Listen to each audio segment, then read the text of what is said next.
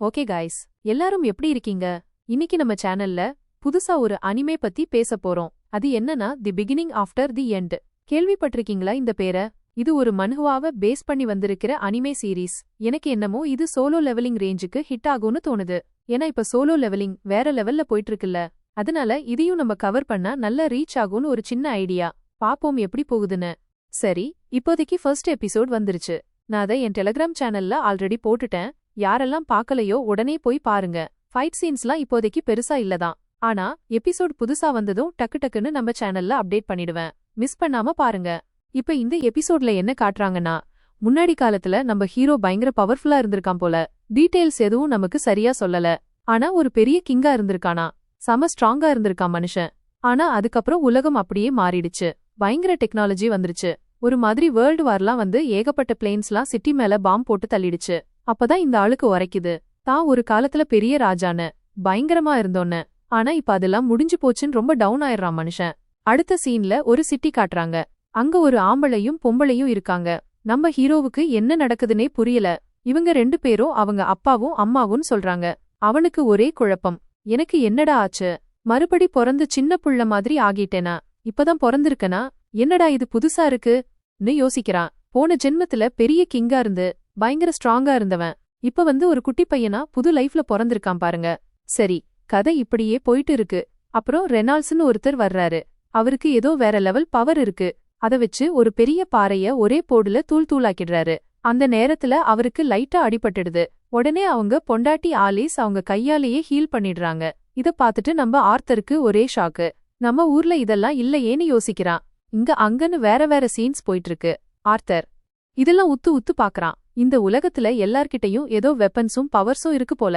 இவன் கொஞ்சம் பெருசா ஆனதும் இவனுக்கும் அதெல்லாம் வந்துரும்னு நினைக்கிறேன். வெயிட் பண்ணி பாப்போம் என்ன நடக்குதுன்னு. அப்புறம் அவங்க அம்மா சொல்றாங்க, தூங்க போடா கண்ணு. சரி, டாடிக்கு பாய் சொல்லிட்டல்ல, வா தூங்க போலாம். அப்போ நம்ம ஆர்த்தருக்கு அவனோட பழைய லைஃப் ஞாபகம் வருது. எப்படி முன்னாடியெல்லாம் நிம்மதியா தூங்க கூட முடியல. எப்போ யாரு வந்து தாக்குவாங்களோன்னு பயமா இருந்துச்சு. இந்த சொகுசு அவனுக்கு இங்கதான் கிடைக்குது. சரி, ரொம்ப கஷ்டமில்ல போல இந்த லைஃப்னு நினைக்கிறான். ஓகே, கொஞ்ச நாள் ஓடிடுச்சு.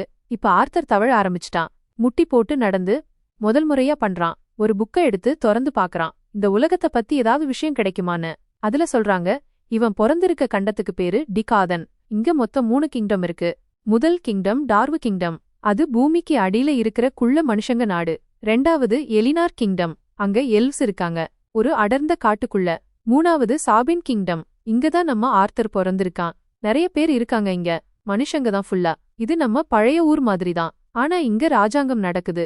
இந்த சிம்மாசனம்லாம் அவங்க பரம்பரையா வந்த சொத்து மாதிரி. யாரும் புடுங்கிட்டு வரல. சரி, ஆர்த்தர் இதெல்லாம் மண்டைக்குள்ள ஏத்திக்க ட்ரை பண்றான். முன்னாடி இருந்த மாதிரி இங்க டெக்னாலஜி அவ்ளோ இல்ல. அவனோட காலத்துல டெக்னாலஜி வேற லெவல்ல போயிருந்துச்சு.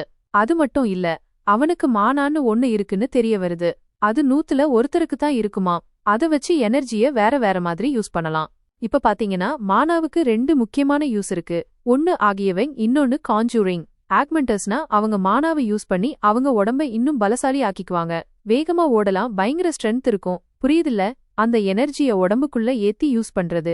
இன்னொரு பக்கம் கான்ஜூரஸ்னா அவங்க மானாவை தூரமா அனுப்பி கண்ட்ரோல் பண்ணுவாங்க. அவங்க மானா எனர்ஜிய வச்சு மத்த திங்ஸ கண்ட்ரோல் பண்ணுவாங்க. இப்படி 2 டைப் இருக்கு. ஒருத்தன் எதுவாகிறது அவனோட மானா கோர கண்ட்ரோல் பண்றத பொறுத்து இருக்கு.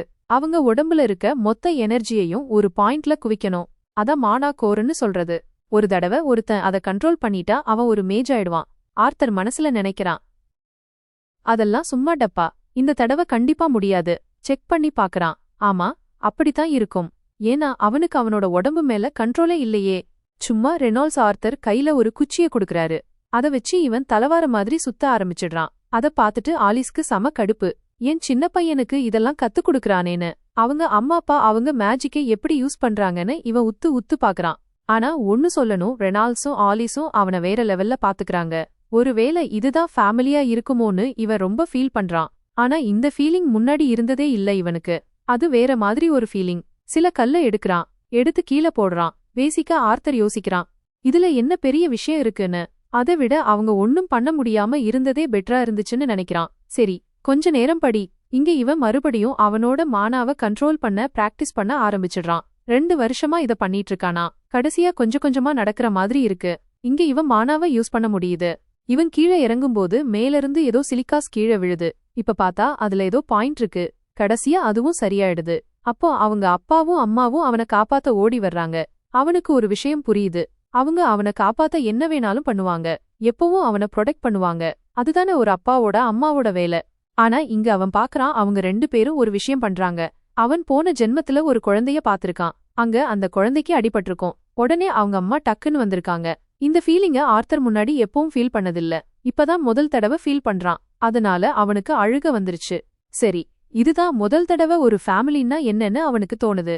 ஆனா உண்மையாவே இந்த ஃபீலிங் என்னன்னு அவனுக்கு புரியல. ஒரே குழப்பம். சரி, விடுங்க. இந்த எபிசோடு இங்க முடியுது. இப்ப இந்த எபிசோடுக்கு எப்படி ரெஸ்பான்ஸ் வருதோ அத வச்சுதான் அடுத்த வீடியோ போடலாமா வேணாமான்னு யோசிக்கணும்.